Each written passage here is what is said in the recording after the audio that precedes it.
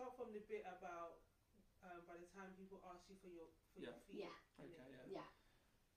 Just start whenever. Yeah. Okay. Yeah.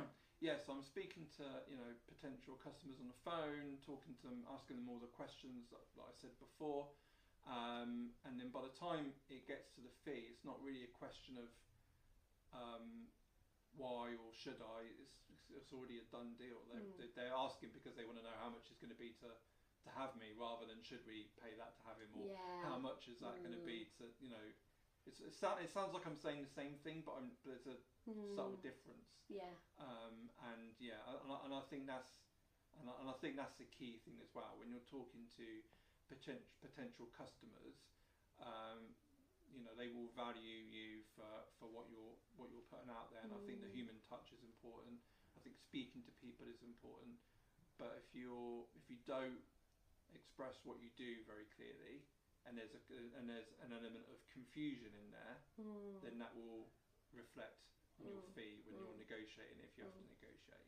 Has it taken you a while to refine your story, or to sell yourself, or has that always felt really authentic and organic?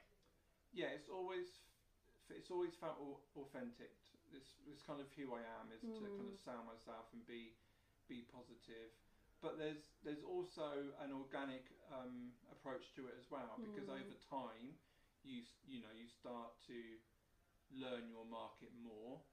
Over time you start to understand, okay, they've got 40 or 50 people, I know that I can entertain that many people in about an hour or so. If they've got 60 or 80 plus, I know that they're going to need 2 hours, and if they've got more than that, then it's whether they want to have me for more time or not, because I'm not the only bit of entertainment.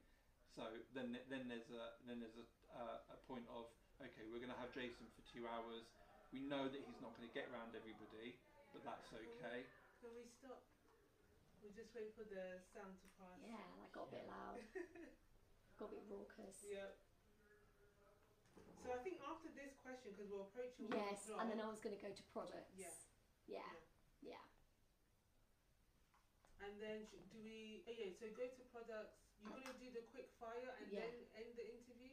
Is that the order? Yes. Yeah. Okay. Yeah, so products, quick fires and would you rathers. Okay. I'm going to really mess with your mind. Yeah. I'll be the mentalist. Yeah, you I'm will. going to really mess you up. So when you do speak to your mum, you're going to say, oh my God, forget the interview. Yeah.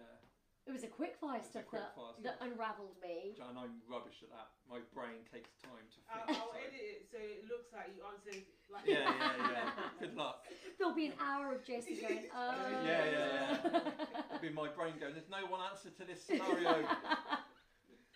Oh, I love it. I can't remember what we were saying. Refining your story, knowing how long you'll need it for, depending on. So organically it kind of grows because you kind of know. Like I know, like if I'm going to go to an event, it's going to be about 40 people. I know that I can entertain that many in an hour. If there's 60 to 80, I know that's 2 hours. If there's more than that, then they make a judgment call as to whether they hire me for a longer period of time. More often than not, I'm not the only piece of entertainment happening. So they may, and I'll say, look, I can do 2 hours, but just be aware that I'm not going to be able to get around everybody. So there's going to be a judgment call on that kind of element. And 9 times out of 10, that's not a problem.